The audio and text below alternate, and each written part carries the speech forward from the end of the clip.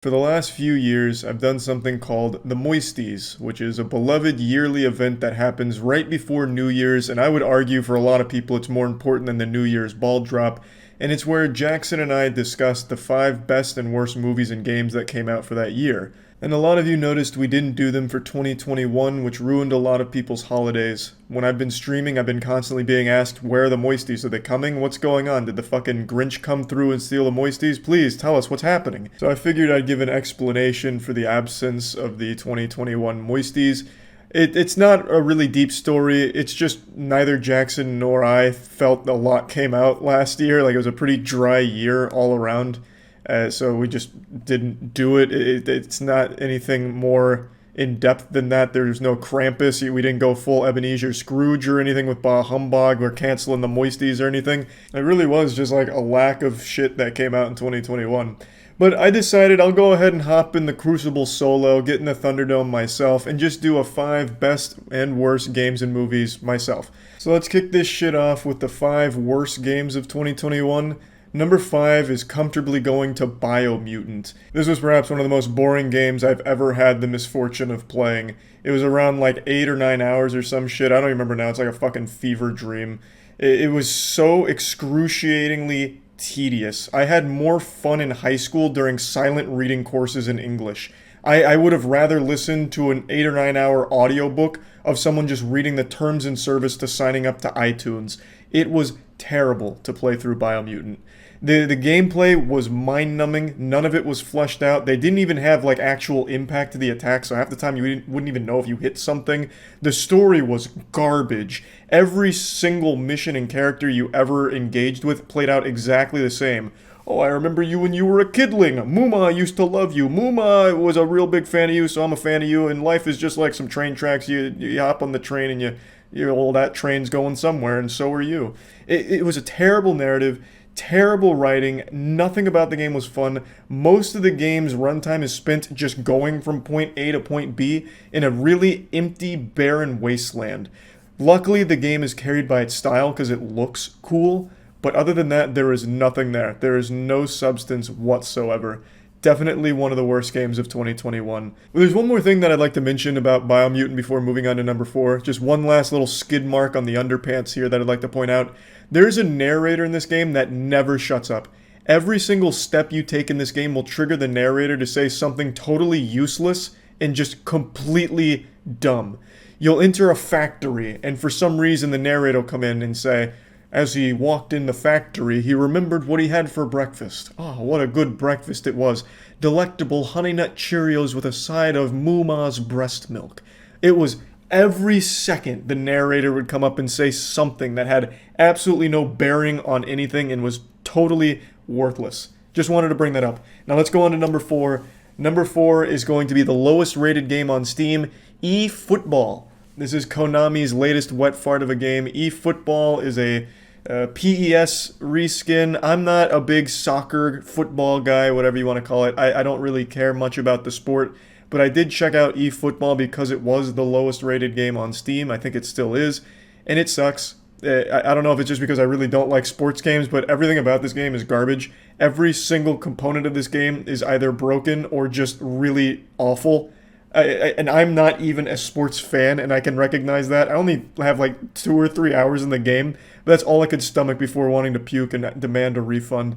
I totally see why it's one of the lowest rated games on Steam, not just because it's bad on its own right, but apparently the game that it took over was good at one point and now is garbage, and now you're left with eFootball. So I guarantee that's a big slap in the face for football fans.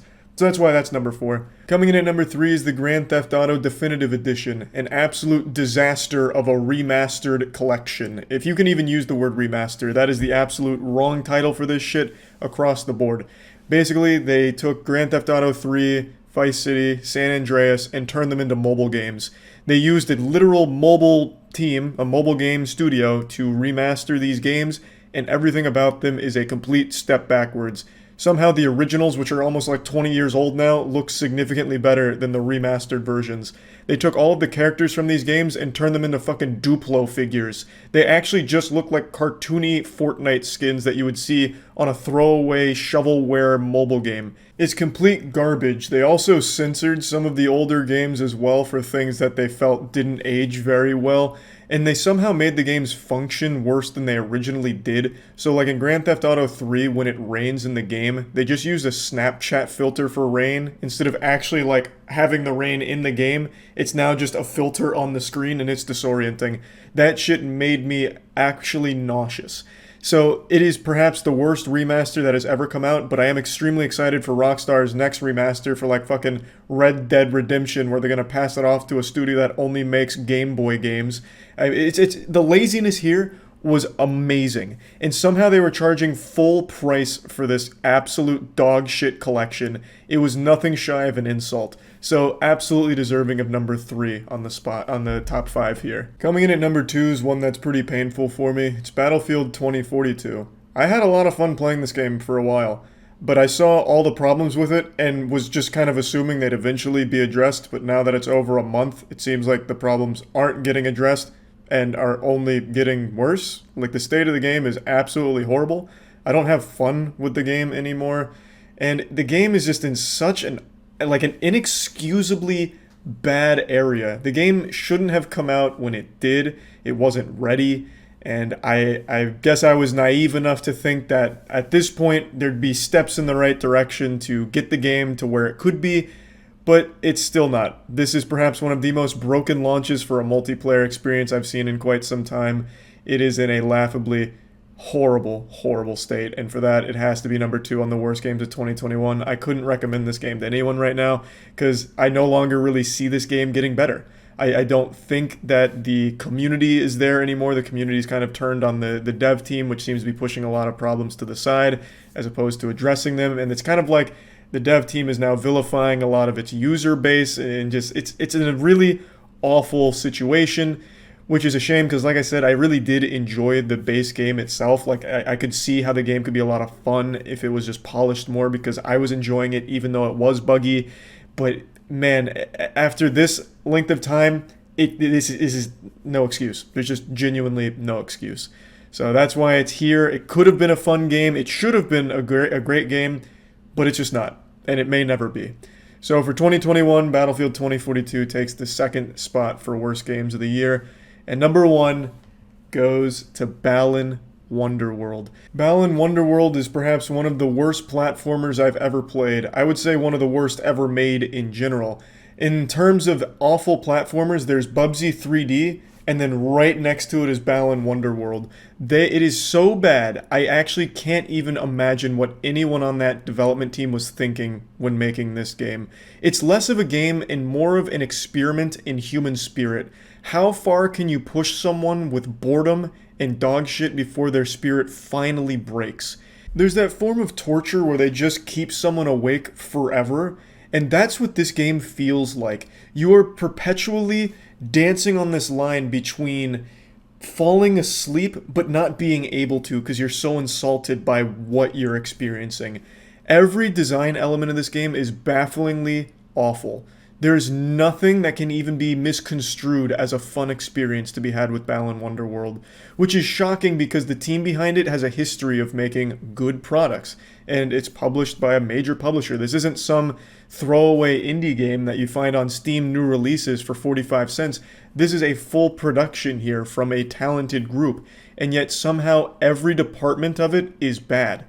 Actually awful. The game revolves around getting these costumes, and you switch between 3 of them, and each costume lets you do like one really boring thing. Like, one costume will just let you jump. The costumes don't give you cool powers or anything. It gives you things that probably should have just been in the game by default in order to make it fun. The only thing your character can do without a costume is just move around like a fucking tank or a robot. You can't do anything without wearing some kind of furry costume or whatever. So, like, jumping is the big selling point of a costume. Yeehaw. Everything is designed in this game to not be fun. Like, there's quick time events, which are pretty frequent when you want to, like, progress. Well, you don't, like, I guess necessarily need to do all the quick time events perfectly, but quick time events play a big role here. The level design is so stupid and so lame. It really feels like they just flipped Unity stock assets for their levels. It's so weird, too. because they have these like K-pop dance numbers which happen like at the end of every world that you get to the end of. So one of the first ones you'll do is with a farmer. So you're just like this little kid and this farmer, and you both hold hands, and then you're spinning in a circle, and you start busting it. So then, like, you have this anime music playing, like it's an anime intro, and you're just this little kid who's like dancing with a farmer in the background. Like, it's so weird. Everything about this game doesn't work. It is probably not only one of the worst games of 2021, but probably one of the worst games that I've played since we've started the Moisties. I can't remember off the top of my head any other game that I felt this awful about. Balan Wonderworld truly was just a really special experience, and it definitely takes the #1 spot for the worst game of 2021. So I know this is a late list, but I figured, you know what, I'll come in here real quick by myself, bang it out, let you all know what I was feeling for the worst games, and I'll do this for best games and then worst movies and best movies as well. I'll probably do those on stream though, so if you want to see that, you can go to twitch.tv/moistcritical. I'll probably be doing it as I post this video, so feel free to come in, and yeah, that's about it. So yeah.